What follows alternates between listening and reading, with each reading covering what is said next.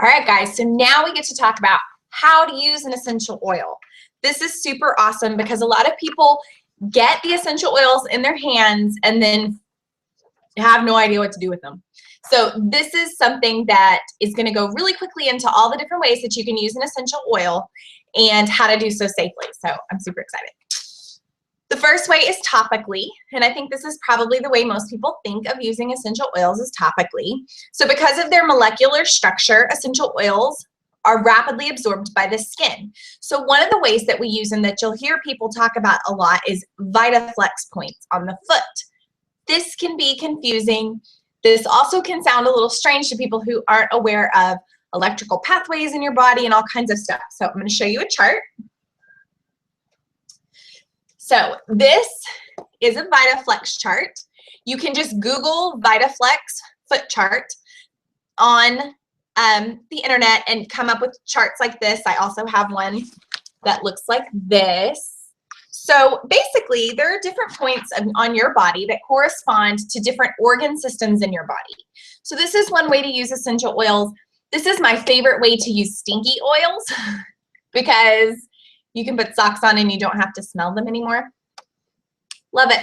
But it's a super effective way. The bottom of your foot actually has over 2,000 pores per foot, and some of the largest pores in your body are actually on your foot as well. So rapidly absorbing oils is your foot's forte. And also, it's one of the least sensitive parts of your body. So if you're using one of the hotter oils like clove or cinnamon, it shouldn't bother the bottom of your foot at all.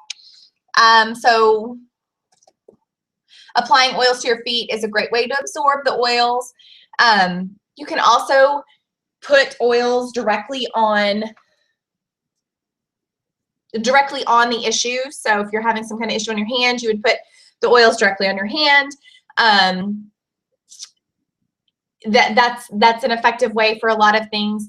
And we'll talk about carrier oils. You can use them with carrier oils to use them kind of as a massage, like if you're having a large issue, to spread out the oil over there. But you can also use them in a bath. Anytime you are going to use essential oils in a bath, don't just drop the oils directly in the water. You want to drop the oils on Epsom salt first and let the oils absorb into the Epsom salt and then pour the Epsom salt into the water. This is important because oil and water don't mix, therefore the oils will just hover on the top of the water. Whereas if you put them in the Epsom salts first, the Epsom salts acts as an emulsifier. So it will disperse the oil throughout the water. So another way to use essential oils is direct inhalation.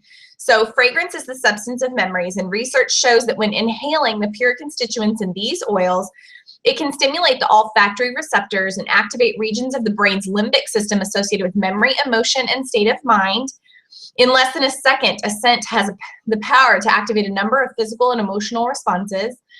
This causes the pituitary gland to be stimulated and release chemical messages that travel via the blood to your glands and organs that create physical body responses. And this is why inhaling oils can have a great effect on emotions. And inhaling is the only way to reach the limbic system. You can't reach the limbic system by taking an oil orally. So the only way is by inhalation. So this is especially important for a lot of emotional oils. It's a great way to use. There was a study on vetiver and focus for ADHD kids, and it was just through inhalation. So there's two main ways to do direct inhalation. My personal favorite way is directly from the bottle. So you can just uncap your bottle. That's it, a couple deep breaths. One of the reasons I love to do it that way is I didn't have to actually use any of my oils. I love my oils and I don't want to waste them. Not that it would be a waste, but in my brain, if I can inhale it that way, I'm good. Now, if you have like something major that you're working on, or if there's a couple of oils that I use the other way. The other way is take your oil bottle, drop 1 to 2 drops on your hand, rub your hand, cup your nose and mouth, and that gets it super deep, and it's a super effective way if you're trying to do anything with sinuses, nasal, head, strong emotions, things of that nature. Plus, you're also getting a topical application on your hands. So those are those ways. Another way to use essential oils is by diffusing. So I have 2 of Young Living's diffusers here. These are the 2 that come with 2 different starter kits. The diffusing is awesome. So I have diffusers spread all over my house. It is my favorite way to use oils because it literally, I can basically use an oil on my whole family at once. So harsh chemical formulas aren't your only home cleansing option. You can enjoy peace of mind without compromise by diffusing. It helps to purify and cleanse the air of environmental impurities, including cigarette smoke and other disagreeable odors. It can cleanse the air and kill things in the air. So if we've been into contact with anybody or anyone has been to my house and they're sick, I immediately start diffusing. I diffuse when maybe you've burned something in the kitchen, or we have 4 boys, 2 dogs, and 2 cats. So occasionally things are just not smelling their freshest around here. So I will diffuse for that. And it's just a great way. I diffuse in my kids' rooms when they're sick. I diffuse in my kids' rooms anyway, but if they're sick, I change up what I'm diffusing. But it's a great way to kind of continually inhale some of the oils. 75% of American homes use synthetic air fresheners that contain numerous amounts of chemical agents that have been linked to cancer. Formaldehyde is in air fresheners. So you have the olfactory nerve is actually the pathway to your brain, which when it's being hit with formaldehyde, it can disrupt your endocrine system. This is really bad, y'all. So when I found out that, I immediately quit using air fresheners. So the formaldehyde can actually deaden your olfactory nerve, and it can decrease your nose from being able to smell as well. And formaldehyde is a carcinogen. It is the #1 cancer-causing chemical, and it's in a lot of stuff you don't realize. So this is just a safe, clean alternative. And the great thing I love about this is that when you're diffusing, it's not you know when you walk into someone's house and they're either burning a candle or they've just used some kind of air freshener, it hits you like a ton of bricks. Like, you might like the smell, but it hits you like a ton of bricks. This is just like a clean, light, I love it. It just makes your house smell good without being overpowering and without all the yucky chemicals and side effects. So the last way that we can use essential oils is internally. So Young Living essential oils, every bottle of Young Living is labeled for all of the ways that you can use it on the back. It will say if you can use it as a supplement, which if you can use it internally, it's labeled as a supplement. It tells you how to diffuse it, and it tells you if you can use it topically. So for me, this never bothered me to use them internally because they're labeled as such, and I never felt like there was a reason to not use them. So the way you do it, one way to do it, is with a vegetable cap. You can buy these at health food stores. You can order them online. You can, some CVS's actually, I've noticed are carrying them. They're just vegetable caplets. They come in several different sizes. The 00 size seems to be the easiest for people to actually get the drops into when they're learning how to do this. And they're not so huge that they're hard to swallow. So it's a 2-piece pill. You take this off, you drop your drops in there. You can make all kinds of combinations and then pop the cap, take it with your drink. So that's my favorite way to usually take things internally. All of my children can swallow these.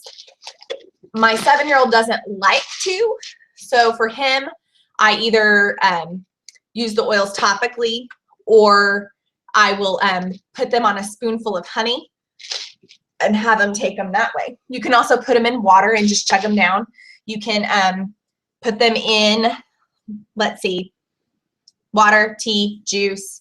My kids, the first time they got a cold once we started using Young Living, we would make hot tea and put thieves and honey in it, and they really liked that. So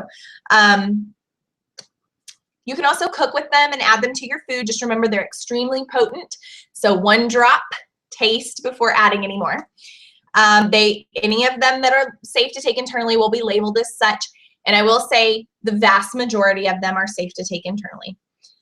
So you can put essential oils into every orifice of your body except directly in your eyes and into your ear canal. And the only reason that you can't put them directly into your eyes or your ear canal is because it's going to burn. It's not going to harm, it's going to burn. So don't do that. So you'll hear essential oil people talk about carrier oil. So what is a carrier oil? Well, a carrier oil is a fatty oil. So olive, grapeseed, almond are all good carrier oils. My personal favorite carrier oil almost always is coconut oil. Preferably organic whenever you can find it, because remember, this is being absorbed into your skin. We use carrier oils with essential oils when the essential oils might feel too hot on our skin. Cloves, cinnamon, oregano, thieves, and lemon are some example of hot oils. And this is very subjective. Some people have no problem putting those directly on their skin without a carrier oil, and some people do. So it's a very subjective thing. So hot oils may need to be diluted. However, if you put in hot oil on the bottom of your feet, you don't usually need to dilute it. So all you would do is take your carrier oil, whatever it is, get a little bit on your hand, put your essential oil on there, rub it around, and then move. This is also a great way if you're using an oil maybe for a kid who's got growing pains in their legs and you're trying to spread an essential oil over a larger body surface. So I have these all over my house. My husband actually prefers almond oil, so that's why we have several different kinds. So a few precautions. Again, never put essential oils directly in your eyes or your ear canals. It will burn. When using carrier oils, it's best to use organic. Young Living actually sells their own carrier oil called B6. It's actually on my March order. I priorities people. I had to figure out what I wanted first. Use a carrier oil if an essential oil feels too hot. If you put an essential oil on thinking you don't need to dilute it and it starts to feel uncomfortable, just take some carrier oil and rub it over the top of it and it will bring relief. If you get an essential oil in your eye by accident, don't flush it with water. It's so contrary to what you would think, but don't flush it with water because oil and water don't mix, and you're just going to drive that oil deeper, and you're actually going to intensify the uncomfortableness that you're feeling. So use a carrier oil around your eye and it will eventually bring relief. Pregnant women, epileptics, and those with high blood pressure should always consult their doctors, as there are a few oils that should be avoided. Citrus oils, so lemon, citrus fresh, lime, a couple of the others, are photosensitive. So when you apply them topically, either do so at night or do it somewhere where you're not going to be exposed to sun. Or if you can't avoid it, say you need to put it on your face and you know you're going to be out in the sun, use a non-toxic sunscreen because they are photosensitive and it will make your skin more susceptible to sunburn. And always read your labels. So that's what I've got. So our next video is going to be going over the 10 everyday oils that come in the Everyday Oils collection and what each of the oils is kind of used for and a little bit of interesting facts about each oil.